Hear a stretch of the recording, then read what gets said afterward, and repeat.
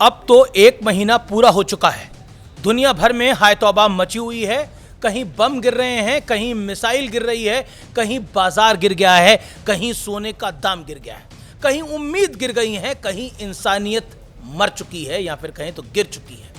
कहीं खुशियों की मियाद गिर गई है, कहीं दुखों का आसमान गिर गया है। एक देश तो ऐसा है जहां का उप प्रधानमंत्री बेगानी शादी में अब्दुल्ला बनने चला था, वो खुद ही धड़ाम गिर गया है। कहानी गिरने की है, लेकिन एक कहानी उठने की भी है।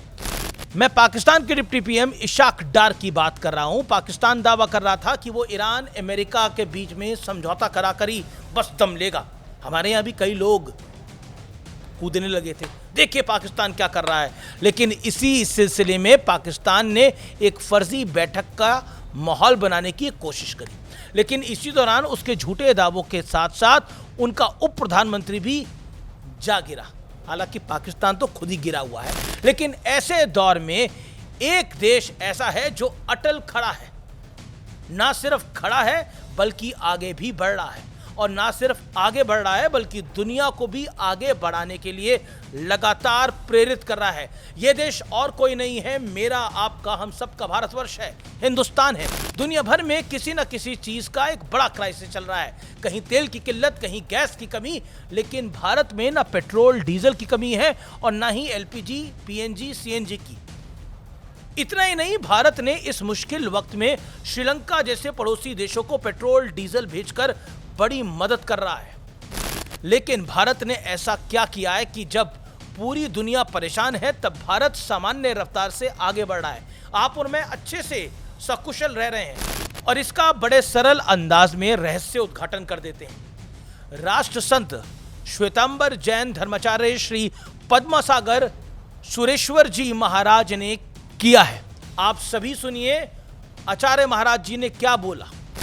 एक जमाना था, थोड़े समय पहले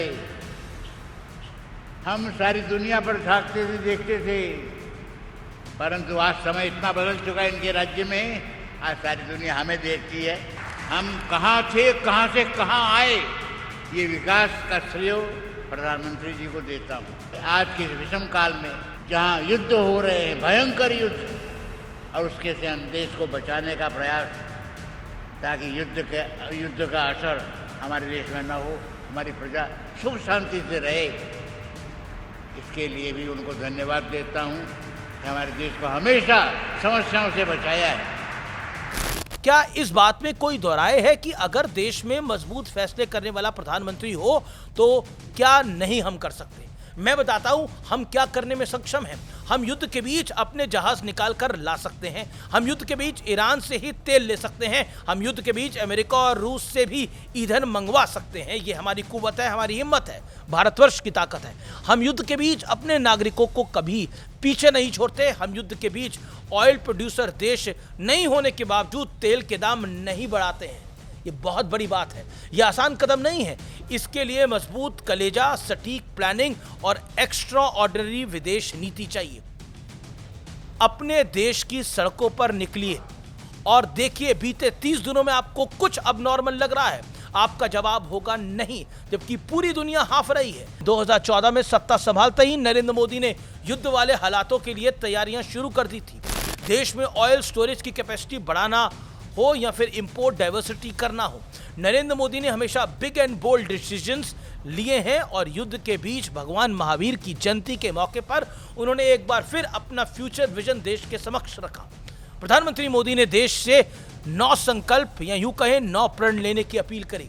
पहला संकल्प पानी बचाने का, दूसरा संकल्प एक पेड़ मां के नाम पर लगाने का, तीसरा संकल्प स्वच्छता का, चौथा संकल्प वोकल फॉर लोकल को मुहिम बनाने का, पांचवा संकल्प देश दर्शन यानी इंडिया टूरिज्म को बढ़ाने का, छठा संकल्प प्राकृतिक खेती को अपनाने का, सातवां संकल्प स्वस्थ जीवन शैली को अपनाने का, आठवां संकल्प योग और खेल को जीवन में लाने का, और नौवां संकल्प गरीबों की सहायता करने का और उन्हें मुख्यधारा में लाने का। इनमें से एक भी संकल्प ऐसा नहीं है जो कि किसी पॉलिटिकल कारण से हो। ये सब संकल्प एक समाज को बेहतर बनाते हैं, और समाज अगर बेहतर होगा तो देश तो अपने आप ही बेहतर होगा। कहते हैं ना, कर भला तो हो भला। अगर हम भला करेंगे तो भला ही होगा, पॉजिटिव सोच रखनी चाहिए। इन संकल्पों को ध्यान से पढ़ेंगे, समझेंगे तो एहसास होगा ये विजन 2047 यानी विकसित भारत के लिए कितने अहम 9 कदम हैं। देखने में सामान्य है लेकिन प्रैक्टिकली बहुत बड़ा इंपैक्ट करने की क्षमता और कुव्वत रखते हैं। नरेंद्र मोदी की यही माइन्यूट ऑब्जर्वेशन, जिसे सूक्ष्म दृष्टि भी कहते हैं, उनसे बड़े बड़े काम करा रही है। इस बात की चर्चा खुद आचार्य महाराज जी ने की और इस बात की चर्चा आज पूरी दुनिया भी कर रही है और यही सत्य और तथ्य है। जय हिंद, वंदे मातरम और भारत का भविष्य उज्जवल है।